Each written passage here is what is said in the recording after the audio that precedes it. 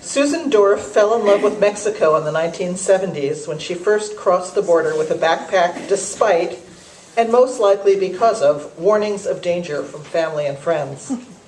Primarily a visual artist, writing was her first love. You can read more on her blog at http://artpilgrim3.blogspot.com, and that address also is in your program if you would like to see it. And the other thing I want to say about Susan is that she designed the beautiful figure of the woman reading at the podium for the that's on the front of your brochure. So thank you. Come on up, Susan.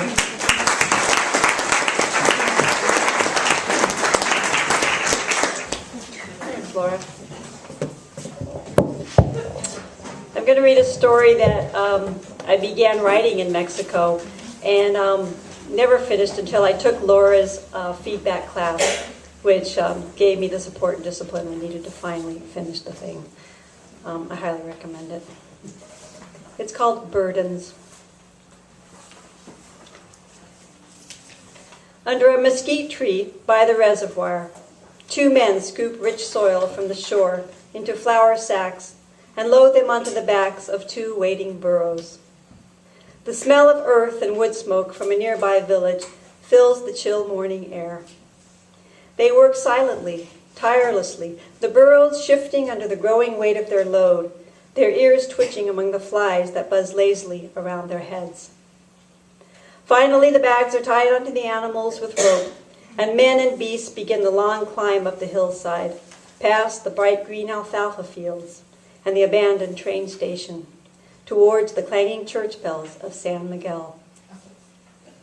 Near the center of town, they pass school children in uniforms with their hair slicked back and shoes freshly shined. They nod to the housewives and maids in aprons and rebozos, carrying their plastic shopping bags down to the market.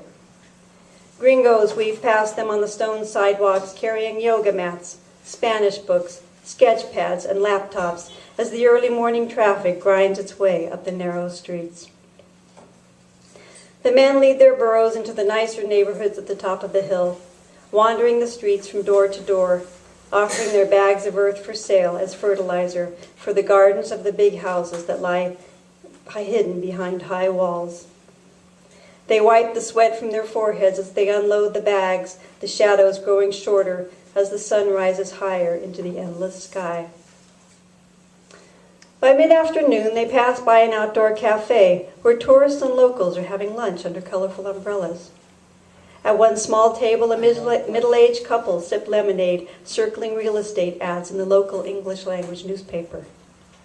Having recently sold their LA condo, they have come to seek refuge and a simpler life here in Mexico, where they hope to buy a colonial house near the center of town, happy to have discovered this charming place they're now calling home. The men stop at a fountain next to the cafe to rest and water their animals. 2 brown-skinned men in stained clothes and straw hats, 2 burros carrying mounds of white sacks, casting russet-colored shadows against a terracotta wall. Across the street, a man raises his Nikon to eye level, squinching up his face as he makes a few adjustments to the camera, zooming in on the men with the burros. Khaki shorts, pale legs planted into white socks and sandals, canvas safari hat perched on his balding head. He can't believe his luck. Last year, his picture of a beggar woman carrying a small child in a woven shawl had won him second prize in the county fair in his hometown. And now here is this perfectly quaint, timeless scene presenting itself to him like a gift. At the click of the shutter, the men jerk their heads up towards the sound. They watch intently as the man readjusts the camera for a second shot. If it seems strange to them that anyone would want to take their photograph, they don't let on. Instead, their faces take on a sudden look of feigned desperation, and they thrust their empty hands out towards him. The man with the camera blinks, as if surprised that the men are actually alive. What now? He tips his hat nervously, uncertain as to what to do next, uncomfortable that he has to acknowledge them at all. Then he begins to back away, the heavy black camera twisting awkwardly around his neck. The couple at the table look up.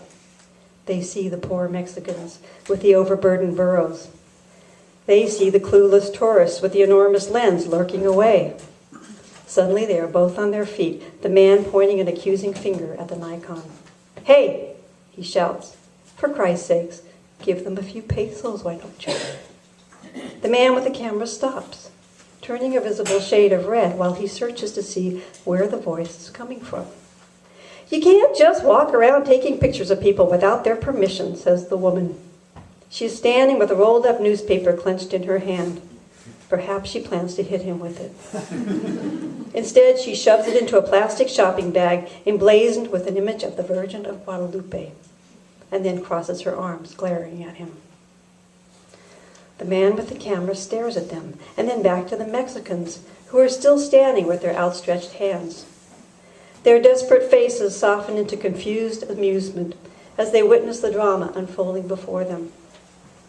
The man with the camera looks sheepish, as if he has been caught stealing. He tries to speak, but can't imagine what he should say, and so begins to fumble awkwardly in his pockets. Dark moons of sweat reveal themselves beneath the armpits of his Banana Republic shirt as coins tumble and clatter onto the cobblestones. He crouches down to gather them up, the camera dangling between his knees, the relentless sun glaring off of the pavement. He stands up and steadies himself, sees the men talking softly to each other, nodding their chins towards him. The couple turns and walks away, shaking their heads. The man with the camera moves slowly, nervously, towards the men, and drops a few coins into each of the earth-brown hands. He can smell the stench of the animals, the dust and the sweat. The men tip their hats and offer him their crinkled smiles, and he nods his head and manages a nervous grin. The men pocket the coins, and then one of them holds out his hand again, his palm turned sideways. The man with the camera reaches out and shakes the calloused hand with his own sweaty one.